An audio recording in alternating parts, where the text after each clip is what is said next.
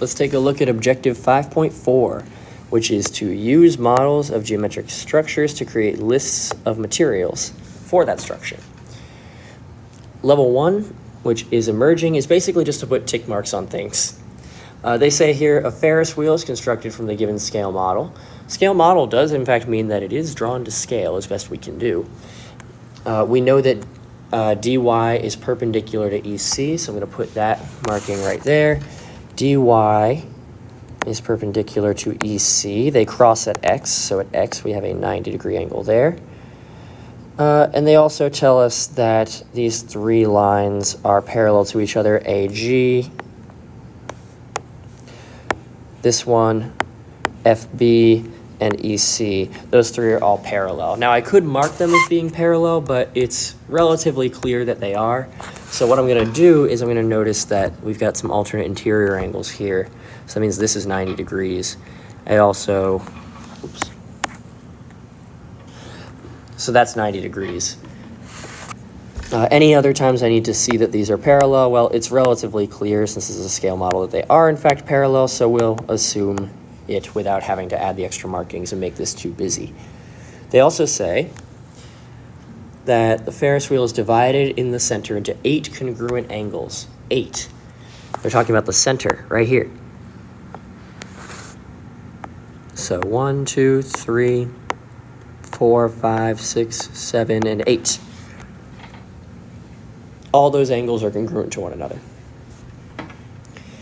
Okay, well, notice this. If it's divided into 8 congruent angles, and this is kind of a key thing, 360 divided by 8, each of those has to be 45 degrees.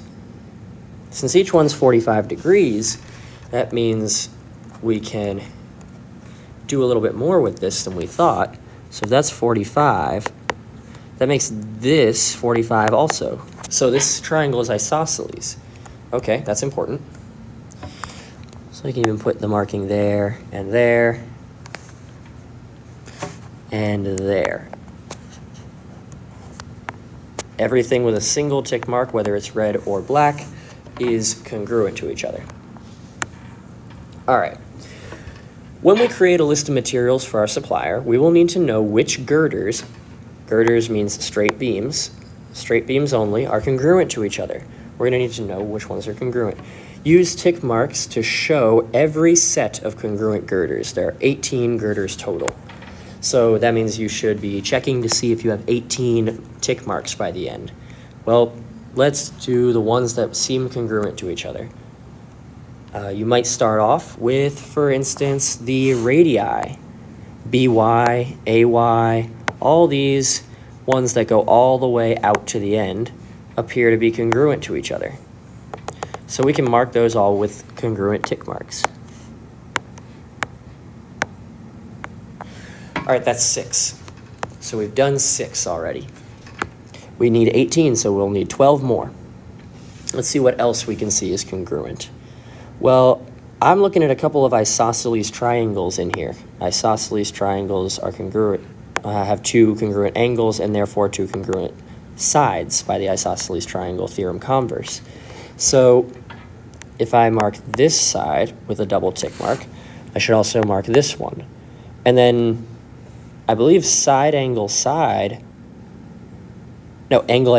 shows that this and this have to be congruent. That's angle side. So that means we can put the exact same tick marks over here. And similar thing over here.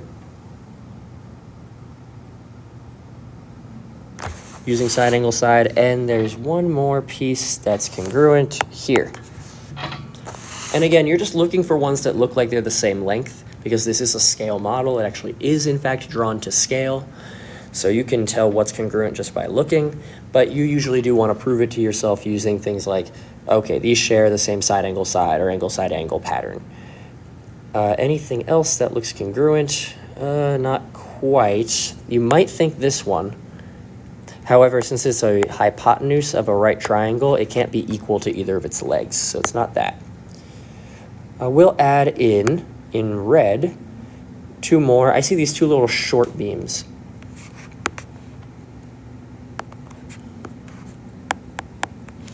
I'll mark those with triple ticks in red. So we've got 2 red sides. Triple tick marks, but there's only 2 of them, and I don't see any that are quite that short. So that should be enough to say that, yeah, those are congruent to one another. They're the remainder, by the way, of this from the radius. All right, we've done 12, 14 so far, so we need 4 more, and I do see 4 more sides, and they do appear to be congruent. AH, BC, ED, and GF. Those are all congruent to one another. You could reason it through by using side angle side, for example. But again, this is a scale model. Those 4 are all congruent to each other, so we have 4 of those. Let's make sure this adds up to 18. That's 10. That's 8. Yes, this adds up to 18. So we've done it. We've marked all the congruent sides. Notice there are 4 different sets. There's the yellow, the black, the red, and the blue. Or I guess you could say the black is side 1, girder length 2, girder length 3, and girder length 4. And those are the 4 different types.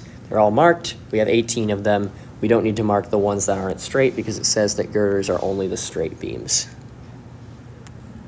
Though I suppose you could mark the non-straight beams as being congruent as well, but that doesn't really help us. We're only looking at girders, so we're looking at side lengths. We have the same exact picture down here, and they say it's constructed from the scale model. They give us the same information and say it's divided into 8 congruent angles. Okay. According to the scale diagram, xy is equal to 10. We might want to use what we did up here down there. xy is equal to 10. They don't give us a unit, so this is sort of telling us a non-specific unit. So this is the scale model. Whatever units they're using in the scale is the ones that we're using here. I noticed this in isosceles triangle, so I'm immediately going to label that as 10 as well. All the other ones are 10 that were congruent in there. That's the blue ones. And they also tell us that ED is 10.8. ED. That was labeled in yellow above. So they tell us that that is 10.8. I'll put a little arrow on it. So all the other ones that look like it, here, here, these congruent pieces are all 10.8 also. List how many of each girder length we'll need for the scaled figure. So we're going to need to figure out what all the different side lengths are in here.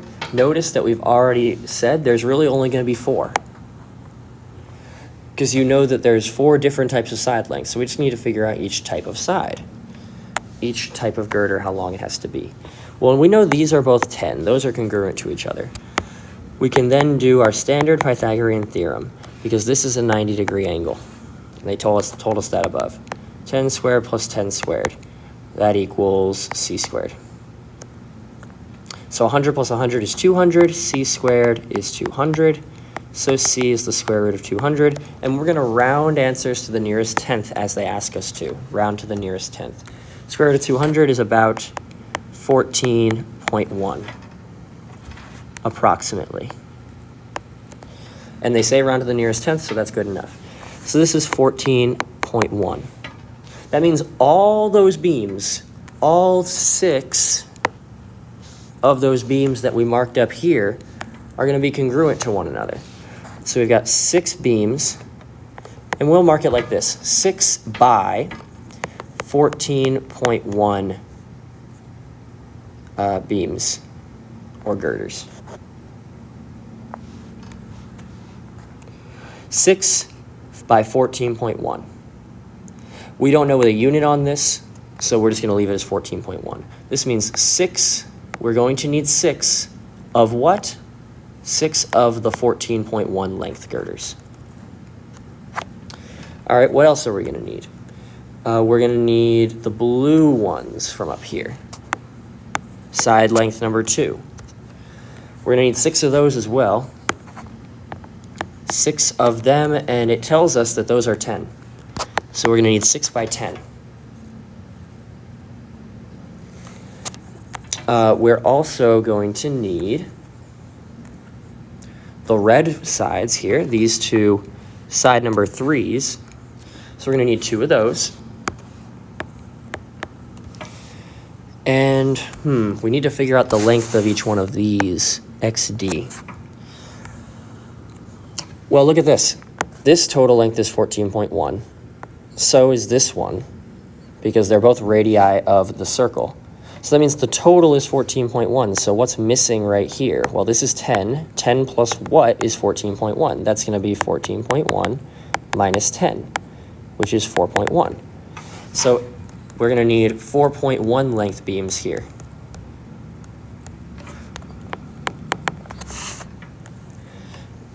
So we're going to need 2 beams of length 4.1.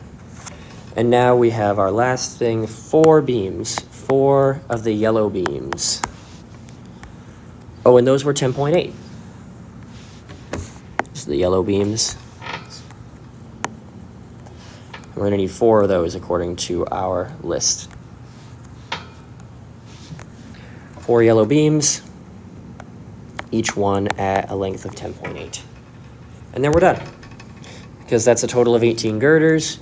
We include only the straight beams. We round to the nearest tenth. Everything else in here they told us to do. We made a list of what girders we needed. Once you've done this, it actually becomes quite easy to do the scale model version, the non-scale model version. So what you have is, now it's the same Ferris wheel, same exact scale model, divided into 8 congruent angles. Makai Smith, please come down to the front desk. Makai Smith, please come down to the front desk. And according to the scale diagram, XP is 10, ED is 10.8. This is all the same information. But in the real figure, the actual radius of the wheel is 141 meters. And that's the big one.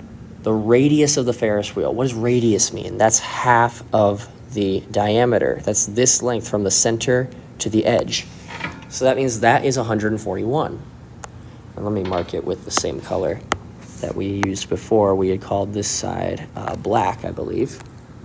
Yes, that was black with a single tick mark. And they said the actual black ones are 141 meters. Well, if they're actually 141 meters, I mean, look at the scale. Here's what we had before.